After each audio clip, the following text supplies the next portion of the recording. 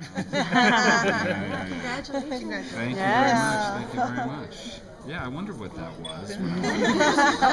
Just real quick, we'll start with that. What was your fairy tale was coming true? So what's the thing that stands out from that day? What's the thing that really is still burned in your mind? It was just, an incredible day of love, I guess, with all our families together, and and obviously marrying, the woman that I love is that stands out. That's what it's all about. So, yeah.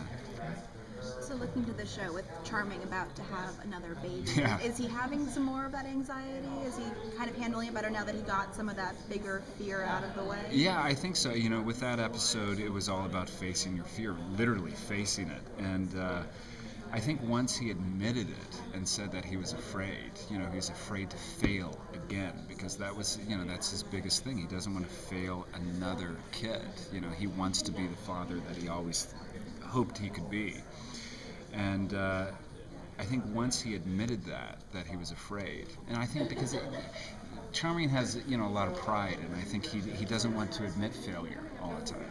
And I think once he did that, it freed him up, and he's able now to go face it. And when you admit something that you're scared of, it makes you stronger somehow, because you're more prepared, I guess, and it gave him a sense of freedom, I think. So of course he's still nervous, and of course somebody's after his baby, so this is a big problem. So he's gonna do whatever he can to protect it. This baby's gonna have the weirdest family experience ever. Weirdest. Because there's like Weirdest. parents and his mom and his uncle. I mean, and it should be an episode of like Jerry Springer or Maury Povich or something. Well, and because Charming is in a different place, in modern day Storybrooke than he was in the flashbacks that nobody remembers. What's it like? I don't know how are those filmed. Are those filmed separately, or do you have to jump back and forth between Charming in Fairy Tale Land and Charming in Storybrooke? Well, they're definitely filmed separately.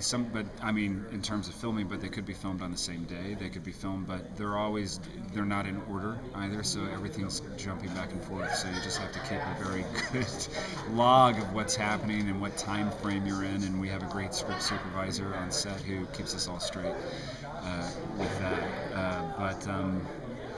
Yeah, we've got some interesting things coming up. Particularly, I don't know if you've seen this episode that we're showing here today. We've got some great things coming up in this, and the next one after that, 19, we're going to go back and we're going to find out who cast this curse. So that's going to be great, and there's going to be a decision made back in Fairy Tale Land between Regina, Snow, and Charming that's going to affect everyone. Is the rest of the season going to be spent filling in that missing year? By the end of it, will we know what happened?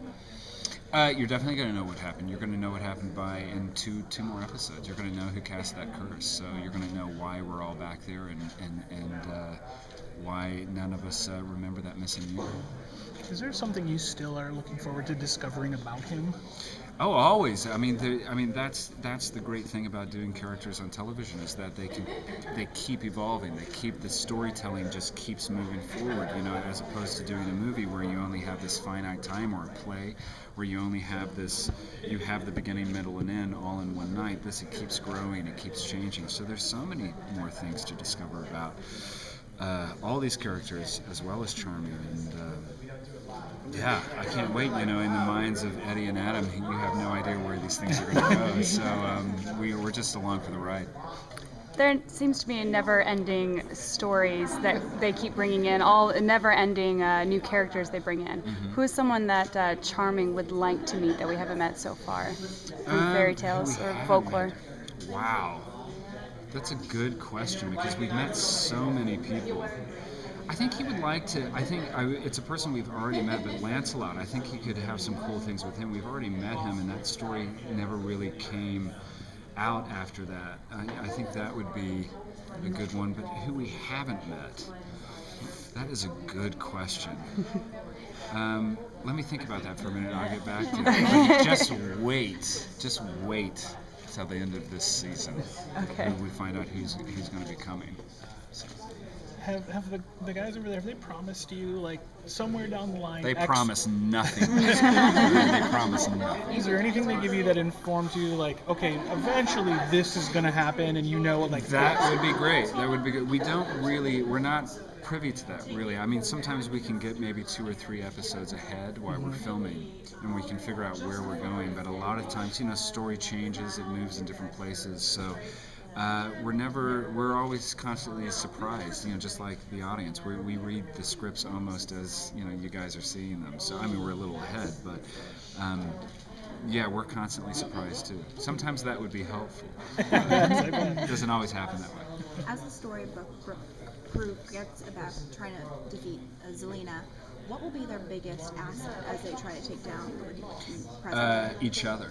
100%. I think you saw it in Neverland. It was a time for the group to come together and really work together, and I think this is the same kind of situation.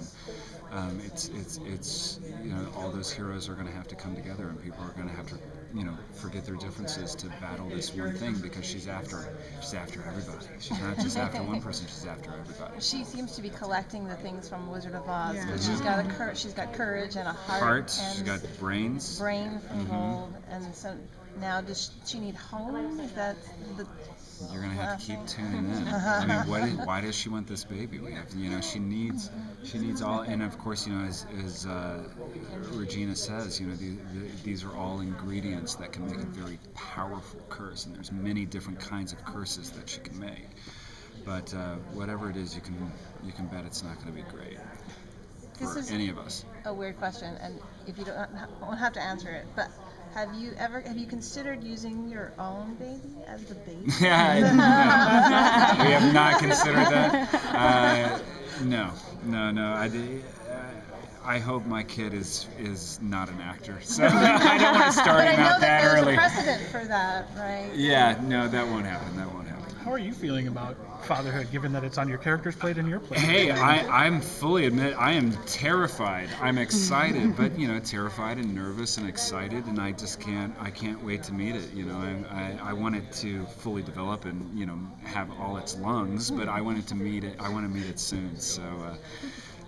No, we're excited and nervous and terrified, all those things. Are you studying anything, or are you just... We've read so many books, I can't even tell you. I can teach a college-level course on bringing up a child. Doesn't mean I'll be great at it, but I hope I'm good at it. Have any of your co-stars given you any advice? We get into, but this is the thing, you don't have kids, do you? You don't have kids. When you have kids, any of you have kids, you find out there's this club that's always existed, but all of a sudden when you have a kid, you're part of this club all of a sudden, and everybody has advice. Everybody has advice, and everybody has a way that they do this. So we get advice from a lot of people. Similar to the Getting Engaged Club and the Getting Married Club. Yes. Yeah, I'm part of all of those clubs. In the past 2 months, I just joined them all. Yeah. My wallet, I can't fit all the cards in my wallet. Which of the following upcoming episodes is the biggest charming episode? Well, we just had the one, and yeah, all of them really. I mean, not this one particularly, but 19 is a big one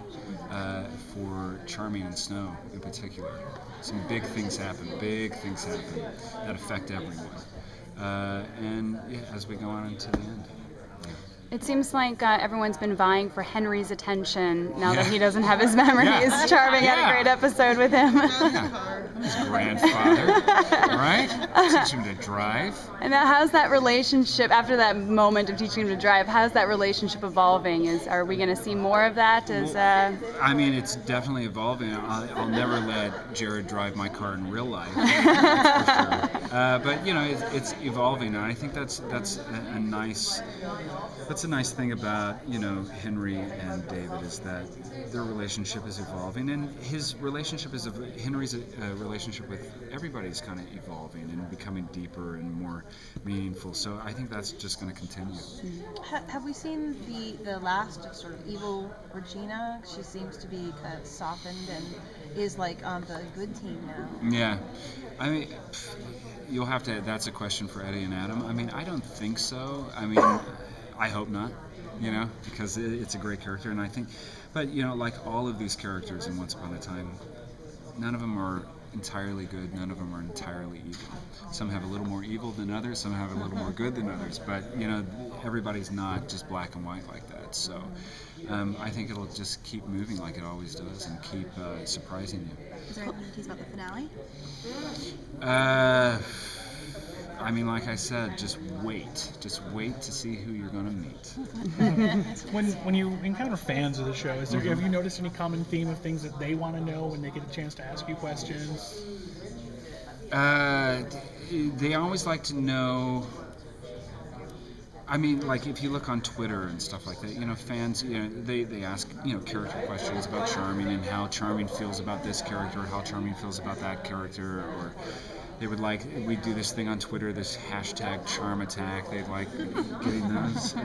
They like to know if I like jellyfish or stingrays. They like weird questions like that. They like to know all kinds of things. They like to know what the other actors are like on the show, and who's the funniest if we play jokes and stuff like that. So yeah, I mean it's a whole gamut of questions. Yeah, you portrayed some larger than life characters between Fangirl and Charming. What's it like to bring these, people that they're characters we all grow up with? Like, what's it like to bring them to life? An honor. It's an honor, and it's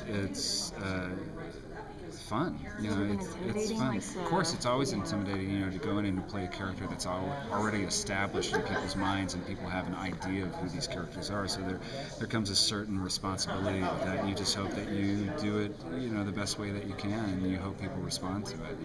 Which do you prefer? The scenes where you get to be in Storybrooke wearing street clothes, or do you get to be in Enchanted Forest where you're wearing like the princely outfits? Enchanted Forest. Is, maybe next show I do it'll be something more like True Detective or something. But for right now, it's fairy tale land.